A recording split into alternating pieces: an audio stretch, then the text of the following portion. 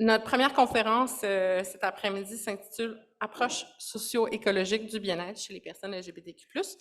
Et ce sera présenté par Mathieu Philibert, professeur en sexologie à l'UQAM et co-chercheur sur le projet SAVI LGBTQ, et Martin Blais, également professeur en sexologie à l'UQAM et co-directeur du projet SAVI LGBTQ. Merci. Donc, bonjour, je suis Mathieu Philibert, professeur au département de sexo. Martin, bon, vous le connaissez. On va vous présenter des analyses qu'on a faites avec l'enquête quantitative. On parle ici d'une approche socio-écologique. En fait, ce qu'on veut dire, c'est qu'on va s'intéresser notamment aux caractéristiques des milieux de vie des gens, donc plus spécifiquement les caractéristiques des quartiers. Pourquoi les caractéristiques des quartiers? Il y a beaucoup de littérature en géographie de la santé qui a été faite, beaucoup de recherches qui ont été faites et qui montrent que ce qu'on appelle les effets de quartier, là, il y a beaucoup de caractéristiques des quartiers qui vont avoir une influence sur la santé et le bien-être des gens. Par contre, il y a peu d'études qui ont été faites spécifiquement auprès de populations LGBTQ+, et donc nous, on va explorer les données de sa vie pour essayer de voir qu'est-ce que les quartiers, comment les quartiers peuvent participer aux variations de bien-être qu'on observe là, auprès des participantes de sa vie. Alors, je vais vous représenter l'enquête SAVI LGBTQ+, parce qu'il y a peut-être des personnes qui sont moins familières avec cette grande, belle, magnifique enquête, donc nous sommes très fiers. Alors, la collecte de données s'est échelonnée du mois de septembre 2019 au mois d'août 2020. C'est un échantillonnage de volontaires, en fait, recrutés en ligne, où nos partenaires institutionnels, les syndicats, organisations paragouvernementales, les organismes communautaires partenaires aussi ont mis l'épaule à la roue vraiment pour diffuser le plus largement possible. Et j'en profite pour les remercier parce que sans vous, sans eux, cette enquête-là n'aurait pas existé. Donc, on a aussi mobilisé les réseaux sociaux numériques, Facebook, Twitter, Instagram, LinkedIn, en fait, pour vraiment toujours augmenter, en fait, la couverture de notre enquête au Québec. Et on a aussi invité chacun des répondants, chacune des répondantes à rediffuser l'enquête dans son réseau. Voilà, toujours dans cet objectif de vraiment aller chercher non seulement le plus grand nombre possible de répondants et répondantes, mais aussi des répondants et répondantes qu'on n'aurait pas pu rejoindre autrement. Alors, près de 5000 personnes ont répondu. Les données qu'on va vous présenter, en fait, portent sur les 3097 personnes qui ont répondu aux questions sur leur relation avec leurs voisins et leur connexion à leur quartier. Alors, en fait, on a couvert dans ces indicateurs sur la connexion au quartier, dans cette section du questionnaire sur la connexion au quartier, quatre domaines. Donc, 6 indicateurs nichés dans 4 domaines. Le premier, le sentiment de connexion avec le voisinage. Pour les personnes qui ont répondu, en fait, vous avez vu qu'il y a pour différents domaines, on demandait comme si vous ici et le quartier, quel est votre degré de connexion? Et en fait, c'est les deux cercles qui se rapprochaient toujours plus et donc qui allaient de complètement déconnecté jusqu'à complètement connecté où les cercles se superposaient, donc une petite approche par pictogramme pour le sentiment de connexion. On a demandé aussi aux gens, est-ce que vous connaissez, la plupart un grand nombre, quelques-uns ou personne dans votre voisinage, donc le degré de connaissance de ses voisins. On a demandé aussi aux gens à quelle fréquence ils fréquentaient leurs voisins immédiats. Puis, on a questionné l'entraide entre voisins avec 3 questions. En fait, c'est des questions tirées des enquêtes de Statistique Canada. Diriez-vous que ce voisinage est un endroit où les voisins s'entraident? Au cours du dernier mois, avez-vous rendu service à un de vos voisins? Au cours du dernier mois, est-ce qu'un de vos voisins vous a rendu service? Oui, alors, on a adopté une approche par analyse de classe latente. On en a discuté brièvement hier avec la présentation d'Emma. Donc, l'idée d'une analyse de classe latente, en fait, c'est de se dire que derrière ces grands chiffres, ou ces chiffres uniques, en fait, se cachent différents profils, différentes distributions. Une analyse de classe latente, ça vise justement à décrire cette hétérogénéité à côté de laquelle on passe, en fait, quand on rapporte juste une grande moyenne. Alors, on le voit comme sur le graphique à gauche, par exemple, il y a une distribution normale, hein, la courbe en rouge, et ça, c'est la distribution moyenne, mais dans les faits, il y a 2 courbes en dessous. Donc, on voit bien qu'il y a de l'hétérogénéité derrière cette abstraction qu'est la courbe normale. Alors, une meilleure approche pour le décrire, ce serait de dire, il n'y a pas un seul groupe derrière cette courbe, il y en a 2. Et donc, de décrire 2 courbes, comme dans l'image du milieu. Une approche de classe latente, en fait, c'est de dire, ben, on met plusieurs variables ensemble, dans ce cas-ci, les 6 indicateurs, et on a plutôt une topographie, en fait. Donc, il y a différents profils, certains pour lesquels on est très fort sur plusieurs indicateurs, et d'autres, au contraire, où on est en creux complètement, et des combinaisons différentes.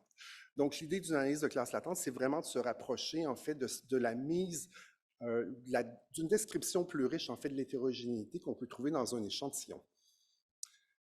Merci. Mathieu, c'est ton tour. Donc, pour évaluer les effets de quartier, on s'est intéressé à différentes caractéristiques des quartiers. C'est important ici de souligner que ce qu'on a analysé, on n'a pas analysé directement, on a mesuré ce qu'on appelle des marqueurs, c'est-à-dire c'est des facteurs qu'on sait liés aux structures sociales, mais on a très peu de données à l'échelle des quartiers parce que ça, c'est des données qui ne proviennent pas de l'enquête. Les participantes de l'enquête ont fourni un code postal, puis à partir du code postal, on est capable de localiser puis de regarder, en fait, qu'est-ce qu'on retrouve dans l'environnement immédiat des participantes. Et donc, on est tributaire des données qui sont disponibles par ailleurs, notamment des données de Statistique Canada. Donc, c'est difficile des fois d'aller justement mesurer très spécifiquement des processus sociaux, par exemple. Donc, on passe par des facteurs qu'on sait qui sont associés à ces processus-là. Les variables qu'on a utilisées pour caractériser les quartiers, on peut les regrouper en 3 thématiques. La première, c'est la composition sociodémographique. Donc, c'est la population, en fait, qui compose le quartier. Donc, c'est les caractéristiques socio-économiques, par exemple, des gens. Et là, on avait ici le revenu médian. Il y a une petite erreur. Là, en fait, on a uniquement le revenu médian et... peu importe, je vais vous lire ce qui est sur la diapo. Le revenu médian dans le quartier, ça c'est parce qu'on sait que le revenu de la population, ce n'est pas les revenus individuels, c'est le revenu médian donc de la population du quartier. Ça a un effet structurant sur un paquet de choses qu'on observe dans le quartier, la disponibilité de plusieurs ressources notamment. Mais aussi, c'est un marqueur de stress que vit en moyenne cette population-là au quotidien, si on se met dans une perspective d'inégalité sociale. On a aussi considéré le pourcentage de ménages monoparentaux. On a aussi regardé, là c'est une mesure de diversité ethnoculturelle. Souvent dans ce genre d'études-là, on s'intéresse beaucoup dans la littérature scientifique à la proportion ou au pourcentage de personnes immigrantes. Ici, on a pris une approche différente parce que ce n'est pas tant la proportion de personnes immigrantes que la diversité ethnoculturelle qui nous intéressait. Donc, parce qu'on sait que, par exemple, il peut y avoir un pourcentage X de personnes immigrantes, mais ces personnes-là pourraient avoir tout le même background culturel, alors qu'à pourcentage égal, dans un autre quartier, on aurait beaucoup plus de variabilité. Donc, on a utilisé une mesure ici, là, on ne rentrera pas dans le détail, mais quand on va vous présenter les résultats, je pourrai y revenir, qui varie entre 0 et 1 et qui décrit finalement le niveau d'hétérogénéité ou d'homogénéité, selon comment on le regarde. Donc, ça, c'est pour la composition sociodémographique. On a aussi des variables qui nous proviennent de différentes sources, qui ne sont pas de Statistique Canada et qui nous servent à décrire le contexte social. Encore une fois, c'est indirect. La première de ces variables-là, c'est le nombre de méfaits. Ça, c'est, par contre, on a dû limiter l'analyse à l'île de Montréal parce que c'est des données qui nous viennent du SPVM, du service de police de la Ville de Montréal, qui diffuse en données ouvertes les données géolocalisées pour la criminalité. Donc, on s'est intéressé ici aux méfaits. Aux méfaits, c'est le vandalisme, c'est les choses qui sont visibles, donc qui peuvent avoir une influence sur comment on se sent dans le quartier parce que c'est des crimes qui sont visibles, qui ne ciblent pas nécessairement directement les personnes, mais qui laissent des traces dans l'environnement. On a aussi considéré le nombre d'organismes communautaires, qui est un marqueur ici de soutien social disponible, de cohésion sociale dans le quartier. On a aussi des mesures d'environnement bâti, le nombre de restaurants et le nombre de commerces. Celle-là, ce n'est pas les restaurants et les commerces en eux-mêmes, mais c'est des lieux de rencontre, c'est des marqueurs aussi de l'accessibilité aux ressources dans le quartier. On a considéré le nombre de parcs. Ici encore, on a dû limiter, ce n'est pas l'ensemble de l'échantillon. Le nombre de parcs, c'est issu d'une autre enquête, d'une autre recherche sur laquelle j'ai travaillé, qui était limité au milieu urbain. Donc ici, ce n'est pas limité juste à Montréal, mais c'est limité au milieu urbain.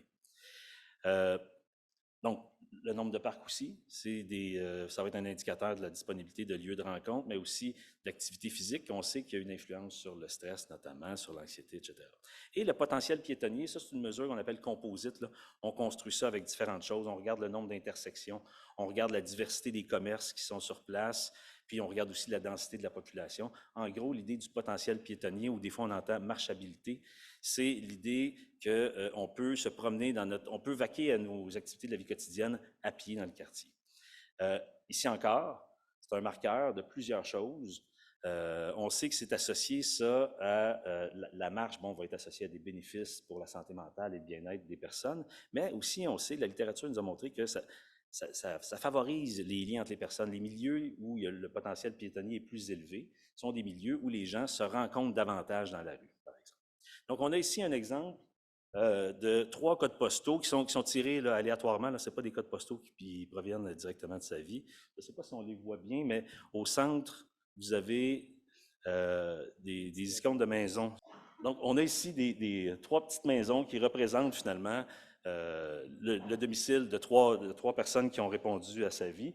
Puis, pour chacune, on fait ici, on a défini un rayon de 1000 mètres, donc 1 kilomètre. Ce n'est pas un cercle parfait parce qu'on tient compte de la configuration du réseau routier. Donc, on prend en compte vraiment là, les endroits qui sont accessibles à pied, ou en tout cas par le réseau routier, pour mesurer nos caractéristiques environnementales. Alors, pour revenir en fait donc sur ce qu'on a fait, donc on a fait une analyse de classe pour voir comme ces différents rapports au voisinage, en fait, pour voir comment les différents indicateurs de rapport au voisinage s'organisent. On a, à partir de là, tu peux faire un petit clic, voilà, on a exploré dans quelle mesure ces différents types de rapports au voisinage étaient liés au confort à vivre ouvertement, son orientation sexuelle par exemple, à fréquenter des commerces ouvertement identifiés comme LGBT, au sentiment de sécurité, le climat d'acceptation, la solitude, également comme indicateur de bien-être. Puis on a regardé aussi donc, comment les caractéristiques des personnes pouvaient prédire donc ce rapport au voisinage.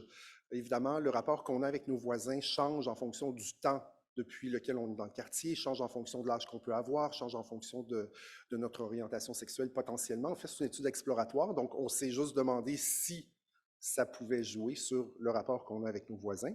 Donc, vous allez voir les résultats bientôt. Aussi la ruralité, la trajectoire migratoire, le revenu, l'orientation sexuelle, mais aussi les caractéristiques des quartiers dont Mathieu vient de parler.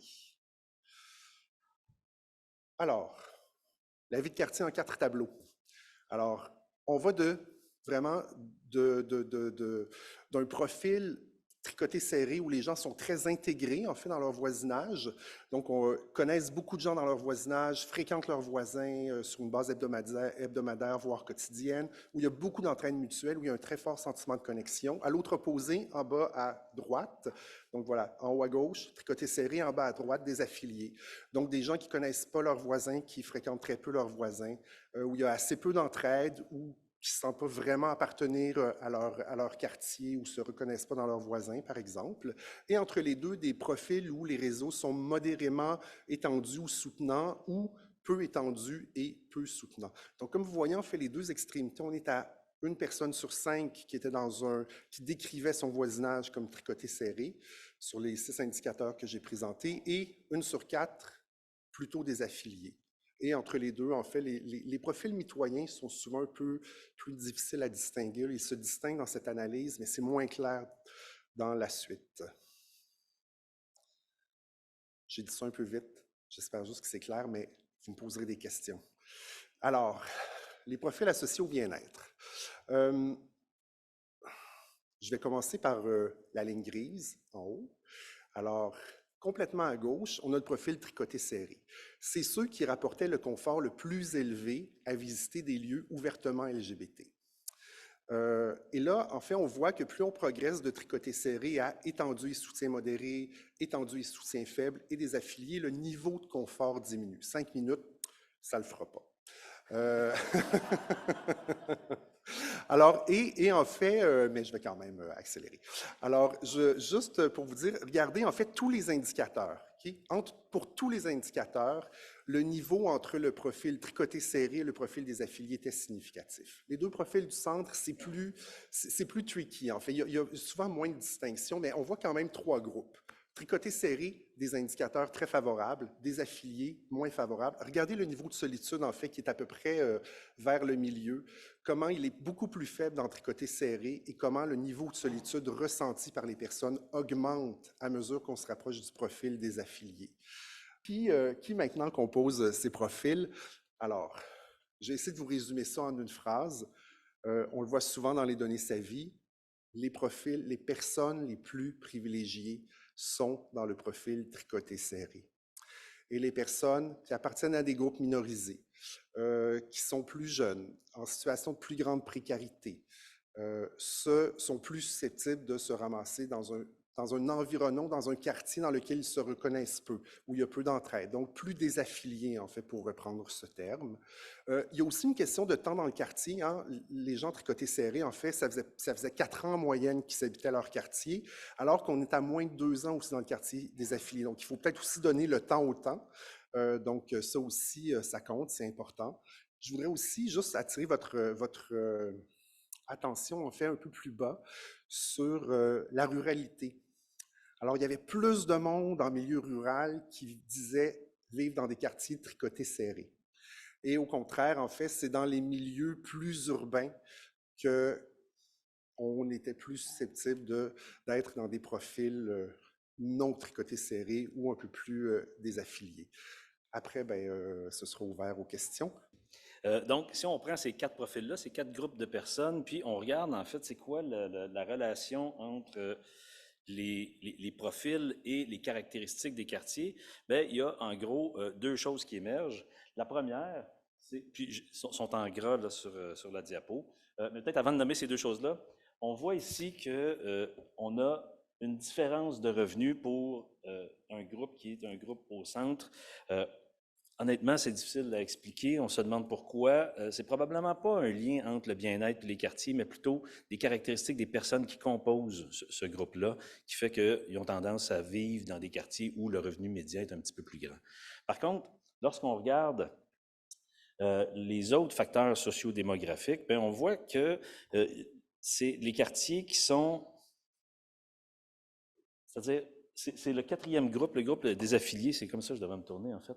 Le groupe des affiliés qui se distingue des 3 autres groupes en vivant dans des quartiers où il y a davantage de monoparentalité et où la diversité ethnoculturelle est plus grande. Je vous rappelle que ça dit rien, là, comme ça, 0,7, c'est pas le pourcentage de personnes immigrantes, par exemple. C'est une mesure d'hétérogénéité et donc plus on tend vers un, plus on a de la diversité. Qu'est-ce que j'avais à vous dire là-dessus? J'essaie d'aller vite. Il faut faire attention à l'interprétation, encore une fois. Hein. D'une part, c'est exploratoire, puis d'autre part, j'insiste là-dessus. On n'a pas mesuré les processus qui sont en cause, on est en train de mesurer des marqueurs. Donc, au niveau de la diversité ethnoculturelle, là, ça pourrait être associé à d'autres facteurs sociaux que l'hétérogénéité des valeurs elles-mêmes. Donc, on a encore du travail à faire pour essayer de bien comprendre qu'est-ce qui se passe, comment les caractéristiques des quartiers, pourquoi on observe ces différences-là. L'autre chose qui ressort de ce tableau-là, c'est en fait toutes les caractéristiques du contexte social puis de l'environnement bâti qui se distinguent pour le groupe tricoté serré. Donc, on voit que ce groupe-là, Martin vient de le mentionner, hein, qui est composé de personnes qui sont privilégiées sur différentes dimensions, mais elles le sont aussi en termes du quartier qu'elles habitent. C'est un quartier où le nombre de méfaits, ceci dit, là, il est plus élevé, mais pour le reste, généralement, on voit que c'est des conditions beaucoup plus favorables. Il y a davantage d'organismes communautaires, il y a davantage de restaurants, il y a davantage de parcs, et le potentiel piétonnier est beaucoup plus important. Conclusion.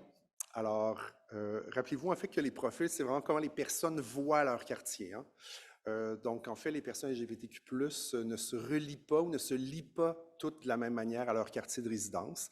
Donc, on a vu qu'il y a au moins 4 formes d'affiliation ou de désaffiliation, en fait, au quartier de résidence. Les relations avec le voisinage, elles affectent non seulement les sentiments de connexion, de confort et d'acceptation, mais aussi le bien-être. On l'a vu dans les indicateurs de solitude. Évidemment, il y a beaucoup de données, on aurait pu en mettre plus, mais ça se reflète aussi dans d'autres indicateurs de bien-être. Donc, vivre dans un quartier, dans un autre et entretenir des relations ou pas de différentes natures avec les voisins contribue à forger la manière dont on se sent.